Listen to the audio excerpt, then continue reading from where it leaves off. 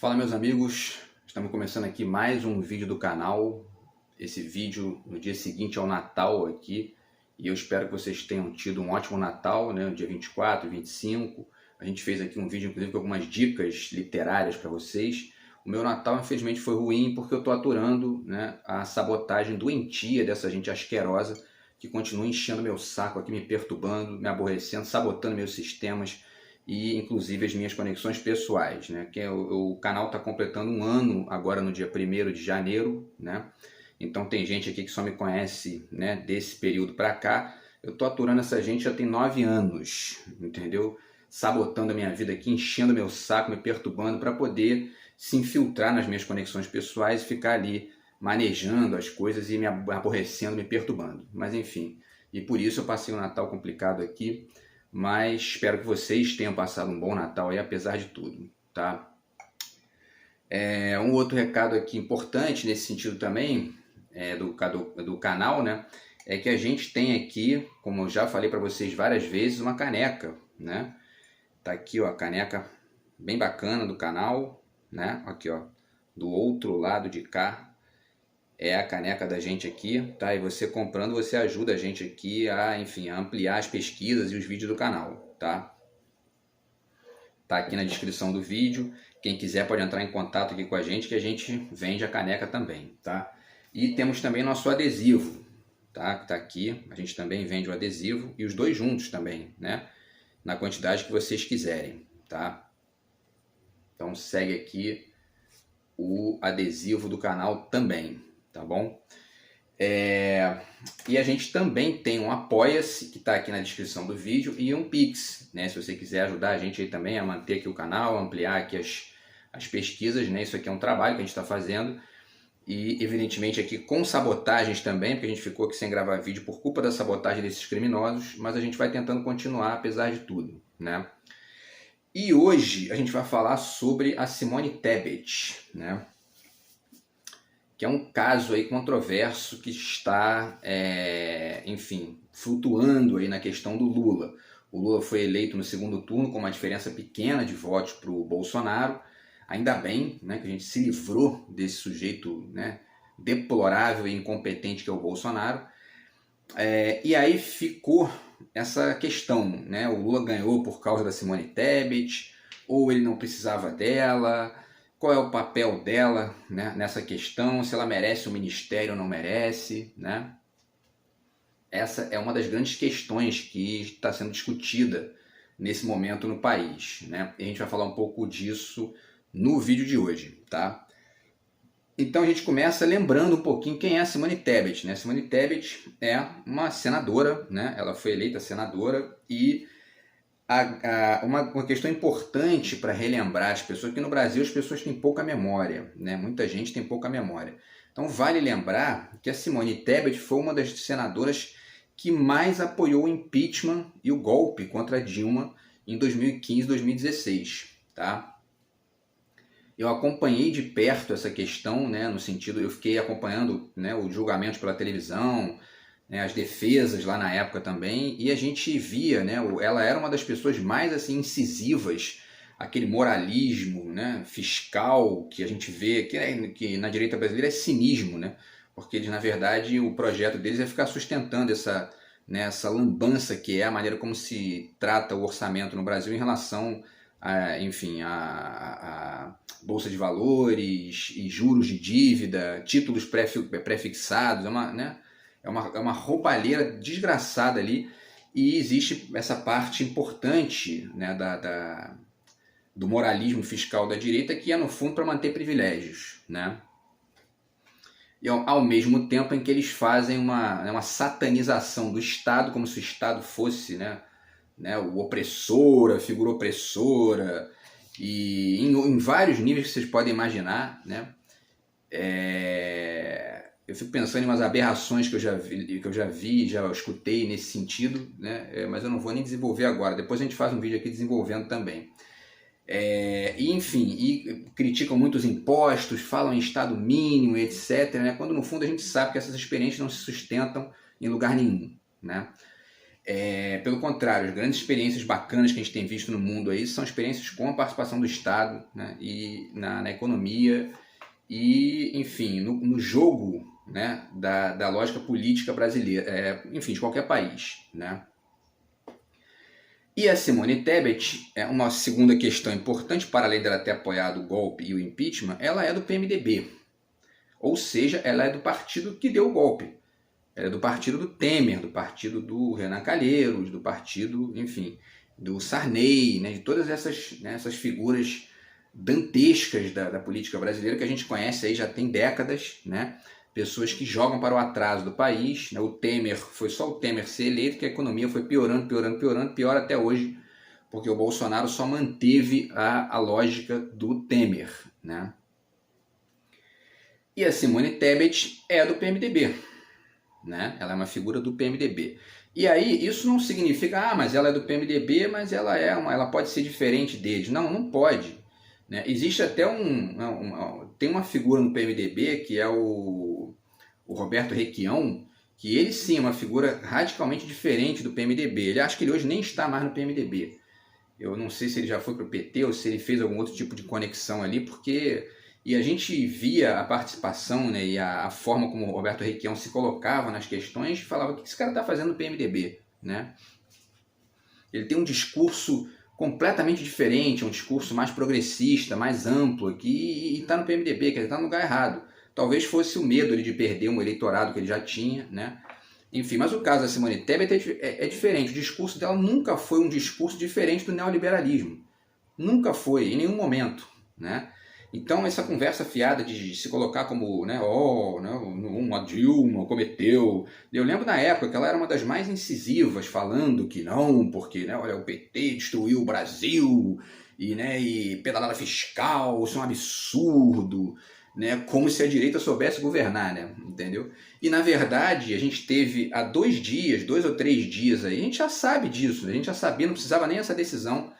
A gente que estuda política de maneira mais ampla e conhece como é que funciona a direita brasileira, a gente já sabe, né? A gente sabia desde sempre que foi um golpe, né? Era só acompanhar o processo, né?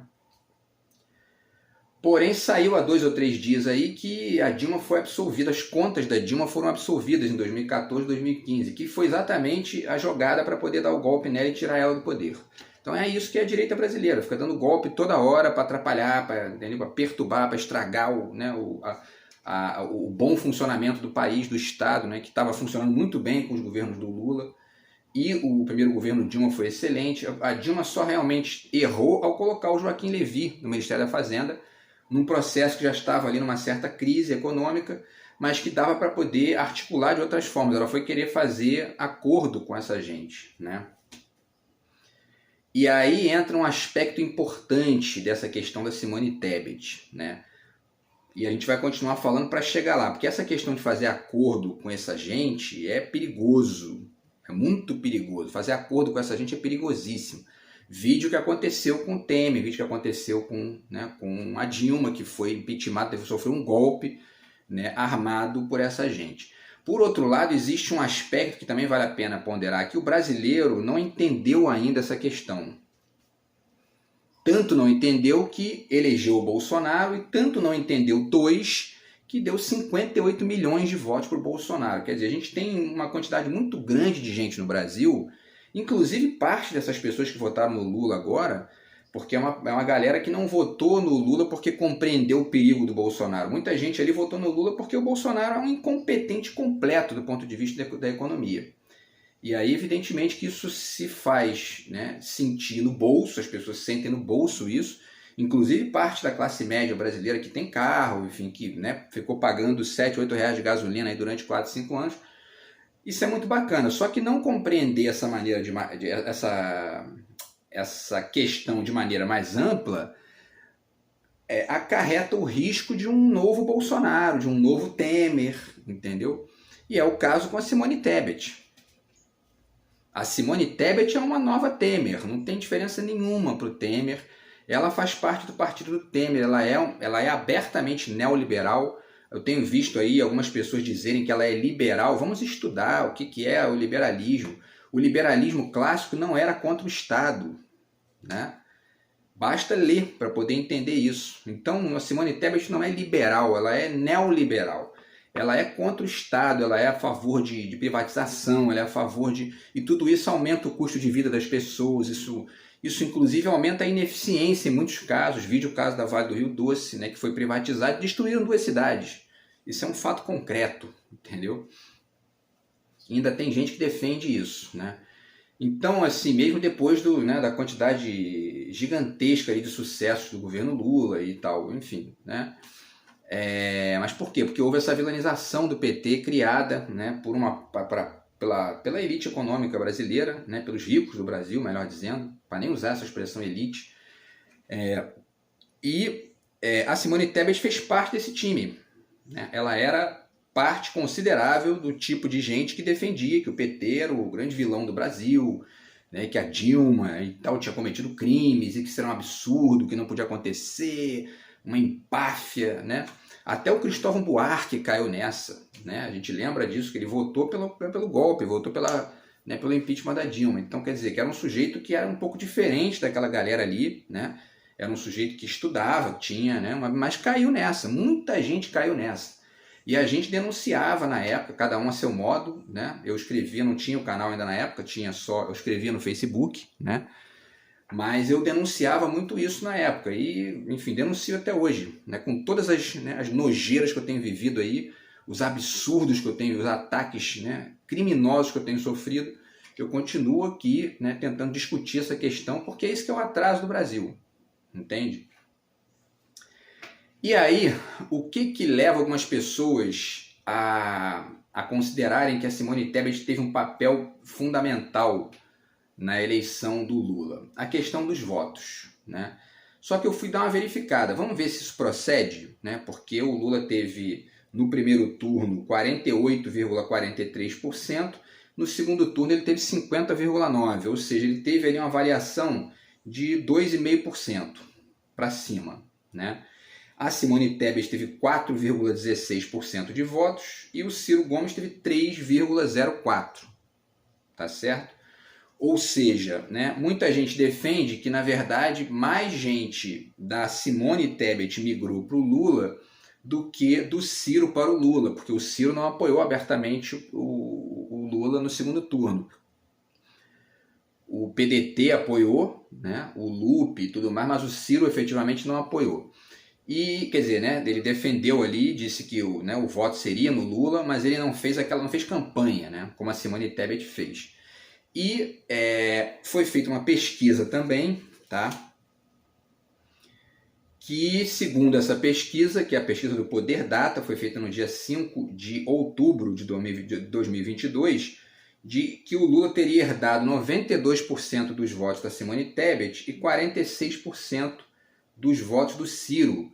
Isso é muito curioso e pode até ser verdade isso, não descarto essa possibilidade, porque... E aí a gente teria o resultado inacreditável, quase, né, de que 54% das pessoas que votaram no Ciro votaram no Bolsonaro, ou anularam o voto, enfim, né? Quer dizer, uma pessoa que vote no Ciro Gomes no primeiro turno e vote no Bolsonaro no segundo, não entende nada de política, não entendeu qual é a questão. A questão é uma diferença de projeto, né? E isso faz parte, a gente vai ter sempre gente assim, né? Gente que não entende muito bem as coisas e começa a fazer essas dicotomias, essas antinomias esquisitas. Não, porque não pode é da Lula, então voto em quem quiser. O cara vota no Hitler e vota no judeu, tanto faz, entendeu? Só que do ponto de vista dos números, o Lula teve 2,5% a mais de votos, né? Isso se configura porque o Lula teve 57.259.000 votos no primeiro turno, 60.345.000 no segundo turno, ou seja, ele teve 3 milhões de votos a mais. A Simone Tebet teve 4.900.000, o Ciro teve 3.599.000, né? De repente esses votos foram divididos, né? Vai saber. De repente, porque essas pesquisas não querem dizer muita coisa. O sujeito fala ali, vou, mas não vota, né? Então, enfim, inclusive as pesquisas erraram feio em relação aos votos do Bolsonaro, por exemplo, né? Então, geralmente as pesquisas acertam, né? Porque as pessoas seguem muito a pesquisa, né? Porém, nem sempre, né? E aí a gente teve 3 milhões de votos a mais para o Lula. Esses votos podem ter sido divididos, tá? Então vamos pensar aí, porque isso é bem possível, tá? Porque inclusive uma pessoa que conhece o projeto do Ciro Gomes, ela olha imediatamente para o segundo turno entre Lula e Bolsonaro e vai no Lula de olho fechado. De olho fechado. Porque o projeto do Lula é muito mais parecido com o do Ciro Gomes do que o projeto do Bolsonaro, que não tem absolutamente nada a ver com o do Ciro. Já no caso da Simone Tebet é o contrário. O projeto econômico da Simone Tebet é muito parecido com o do Bolsonaro. Ou melhor, do Paulo Guedes, porque o Bolsonaro é um incompetente, não sabe nem o que está fazendo ali. Ele passou aí os 4 anos como um palhaço, né, fazendo papel de palhaço para poder manter o poder na mão dos neoliberais, né, que é o Paulo Guedes, que na verdade é quem governava o país. E, enfim, então, né, quem conhece o projeto da Simone Tebet, né, de fato não vai no Lula, vai no Bolsonaro, certo? Por isso a gente pode ponderar aqui se a Simone Tebet teve esse papel todo aí, né, ou não. Para além disso, tem que ver também se ela tem algum tipo de função, né? E aí já saiu uma notícia interessante aqui dizendo que o Lula ofereceu para ela o Ministério do Planejamento. Isso é uma sacada interessante do Lula também, né? Porque jogar com golpista é assim, né? Infelizmente, a gente tenta dialogar, tenta conversar feito gente, mas tem golpista que não adianta, não tem, né? Não tem conversa com golpista. Então tem que jogar assim, tem que jogar de maneira cínica. Eu acho que foi uma sacada, um cinismo do bem, para usar uma expressão do Peter Sloterdijk lá, né? Esse quinismo, na verdade, grego, né? Que então você quer participar, então toma o Ministério do Planejamento.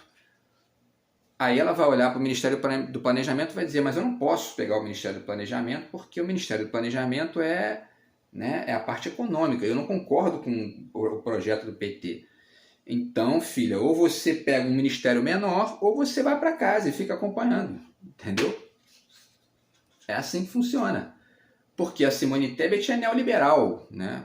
E aí é uma sacada interessante do Lula, então, né? Dá o Ministério do Planejamento para ela, oferece, né, para ela o Ministério do Planejamento, fala, você vai ficar aqui com o Ministério do Planejamento que está subdito, no fundo, ao Ministério da Economia, que está subdito a um projeto mais efetivo que ela vai ter que seguir, quer ela queira, quer não.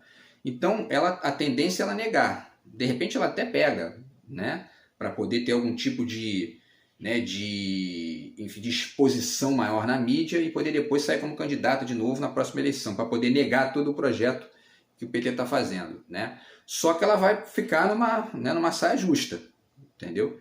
E aí resta saber aí se ela vai aceitar isso ou não. Então existe ainda também a questão dela dizer não para o Ministério do Planejamento e aceitar o Ministério das Cidades, né, que seria um ministério de menor relevância, mas que, enfim, dá para ela pelo menos um ministério, não vai ficar aí 4 anos sem fazer nada, sem participar da cena pública, né, a não ser ali falando contra, né, enfim. Então acho uma ótima sacada do Lula ter feito isso, é um comentário que vale a pena fazer, né, de oferecer para ela o planejamento, né, a tendência é ela negar, mas enfim, vamos esperar. E aí eu finalizo, tá, esse vídeo de hoje fazendo um comentário sobre a fala do Flávio Dino, que foi no Roda Viva, né? Ele foi no Roda Viva há alguns dias, acho que há uns 3, 4 dias também, e eu vi alguns trechos aqui da fala dele. Tem uma fala que ele fala sobre a Frente Ampla. A Rosa Magalhães dá uma provocada nele, fala sobre a questão da Frente Ampla e tal, e ele responde muito inteligentemente, ele retruca, né? Ele diz... nessa hora presente, nós temos um governo com identidade. Tem programa, compromisso com o mais pobre. Isso é indeclinável. Questão social, nós acreditamos em investimento público e nos orgulhamos disso. Nós confiamos no papel indutor do Estado e nos orgulhamos. Não somos inimigos do serviço público, ou seja, nós temos um ideário, né? Então, quer dizer, isso é a chave para entender o problema que é a Simone Tebet nessa questão. Por quê? Porque o PT tem projeto, né? O projeto, entre aspas, do Bolsonaro era zero, não tinha projeto. Quem tinha projeto, entre aspas, ou melhor, né, um desprojeto, né, era o Paulo Guedes, de destruir o Estado, e foi isso que eles fizeram, né? Os grupos de transição estão vendo aí uma terra arrasada, como se tem dito, né? Porque, como a gente já ponderou em alguns vídeos aqui do canal, já falou sobre isso, a direita brasileira não gosta do Estado, né? Existe um problema de base, que inclusive tem um pouco a ver com o masombismo também que existe na direita brasileira, que a direita brasileira odeia o Estado. E esse masombismo ele se configura numa posição submissa aos interesses dos Estados Unidos. Vide Consenso de Washington, uma série de coisas aí, né? Bretton Woods, tudo isso que a gente viu durante o século XX inteiro e início do século XXI. Os Estados Unidos sugerem uma lógica via FMI, via outros mecanismos ali. Quando eles não conseguem por ali, eles fazem golpe, como fizeram com esse juiz Moro aí, que é o grande, né, ovo da serpente, é ele, né? E aí eles sugerem um tipo de itinerário para a gente aqui, que é para poder sustentar o poder na mão deles, né? Vendendo as estatais para eles, mantendo uma lógica neoliberal que é de ausência de serviços públicos de base, que é o que eles fazem lá, né? E aí, no fundo, quem vem e compra esses serviços, né? Quem compra o direito de vender esses serviços são eles. Acaba sendo sempre eles ou empresários maiores de outros países. E a gente fica aqui subdito a isso e não consegue chegar a níveis europeus, por exemplo, por culpa disso. Porque a gente começou a subir na época do governo Lula graças a esse tipo de deslocamento de agenda, vamos dizer assim, né? Porque o fato é que a gente chegou a ser a 6ª economia do mundo, com o Lula e a Dilma, né? E hoje em dia voltamos a ser a 11ª, 12ª aí, com a direita brasileira no poder. Quer dizer, né? Então a direita brasileira ela destrói o Estado e com isso ela destrói a economia, porque não existe economia no mundo de hoje sem o Estado, né? Quando você tira o Estado de cena, o que acontece é isso aí, ó, aumento do desemprego, aumento da fome, né? Aumento de uma série de problemas aí, né? De falta de investimento, porque tem uma série de setores da economia que o tal mercado... E quando eu falo mercado, eu estou falando não só do mercado financeiro, mas até mesmo do mercado de produção, não investe. Não quero investir, porque isso aí demanda muito tempo e tal, não vou investir. E a gente fica sem produção naquele lugar ali, e aí tem que comprar de fora, tem que gastar mais, e não gera emprego aqui. Você está sustentando emprego na Europa, está sustentando emprego no Sudeste da Ásia, está sustentando emprego nos Estados Unidos, entendeu? Enquanto a direita brasileira que comemora o fim do comunismo, quer dizer, entendeu? É patético, né? A gente vive uma realidade patética, né? E ficam em porta de quartel pedindo golpe aí, quer dizer, é uma coisa assim inacreditável. Por isso que o país não vai para frente, né? Então, a gente não pode esperar dessa gente que eles façam algum tipo de movimentação para melhorar, porque o interesse deles é sempre um interesse imediatista, individualista e golpista, né? Essa é a grande questão, tá?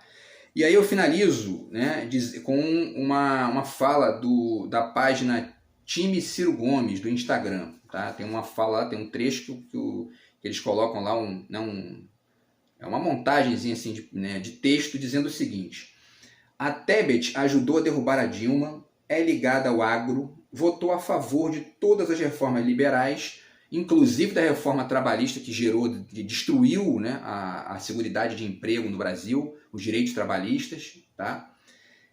Sua candidatura à presidência só serviu para dar um segundo turno ao Bolsonaro, e tem progressista considerando que se o Lula não der o ministério para ela, estará sendo ingrato. Menos, né?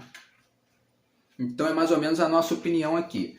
Agora, realmente o Lula tem que compor, né? Evidentemente, né? Apesar da Simone Tebet representar tudo isso aí, porque se o Lula não der um ministério para Simone Tebet, eles podem até dizer, pô, ele deu um golpe nela. Ué, é ruim, né? Dá vontade de dizer, não é ruim? Então não faça mais isso, entendeu? Não dê mais golpe nos outros que você não vai receber, né? E isso aqui não é nenhum tipo de intervenção na vida privada dela, como tem uns retardados que acham que é válido, né? É uma intervenção na vida pública, né? Se ela fez ali, deu um golpe, ela ajudou a dar um golpe, então ela recebe o golpe. Simples assim. Porém, eu acho que o Lula não vai fazer isso, evidentemente. Por quê? Porque no Brasil a situação é mais difícil, né? Na medida em que a população ainda vota muito na direita. A gente ainda tem a esquerda vem crescendo, né, nas últimas eleições, mas a direita ainda é muito majoritária no Brasil, então a gente depende de fazer acordo com essa gente, para poder, infelizmente, ter a tal governabilidade, para poder dar sustentação para enfim, para a prática, né, de projetos da lista ali da esquerda, né? Investimento público, como o Flávio Dino falou na entrevista, né? Investimento público, né? A questão do Bolsa Família, que inclusive a direita votou contra agora, né? A maior parte ali de, né, vários, inclusive o pessoal do partido do Bolsonaro, né? Os senadores aqui do Rio, Romário, todos eles votaram contra o Bolsa Família, né? E a gente tem que, infelizmente, ter essa governabilidade, né? Tem que fazer esse jogo de governança ali e colocar alguns ministérios na mão do PMDB. Então eu acho que o Lula vai colocar um ministério na mão da Simone Tebet, né? Provavelmente o Ministério das Cidades, o Ministério da Agricultura, ali, alguma coisa menor, né? E mais 2 ministérios ali também para o PMDB. Mas os ministérios realmente mais fortes, ali, mais importantes do governo, já estão nas mãos do PT e da esquerda. O próprio Flávio Dino é um exemplo disso, Fernando Haddad, a gente já falou disso no vídeo aqui. E vamos fazer mais vídeos também para falar dos outros ministérios, né? E isso talvez seja o mais importante no momento, tá? E a gente ia acompanhando aí essa lógica e discutindo também esse jogo de poder aí que acontece para a governabilidade, quem vota em quem, porque isso é muito importante de você acompanhar também, você que quer entender um pouco mais a política, você tem que acompanhar em quem os seus candidatos, ou os candidatos de maneira geral, votam no sentido dos projetos, né? Então tem um projeto ali para poder diminuir o valor da gasolina, por exemplo, vai ter isso agora. O Lula vai tentar acabar com o PPI, basta acompanhar quem vota contra, né? Porque o fim do PPI e o retorno do subsídio diminui o preço da gasolina. Então você tem que acompanhar isso, né? Quem foi o candidato que votou pela manutenção do PPI? Foi o fulano? Então, né, ele não quer o seu bem, ele quer botar dinheiro na mão dos rentistas, das bolsas de valores, e que você fique pagando 7, 8 reais de gasolina, entendeu? Enquanto essa gente vai ficando milionária, tá? Então é isso, pessoal. Vamos acompanhando aí, vamos ver o que vai acontecer com a Simone Tebet, né? E a gente aguarda os próximos capítulos e vai debatendo aqui enquanto essa gente não sabota de vez aqui a minha vida. Beleza, pessoal? Grande abraço aí, até o próximo vídeo, valeu!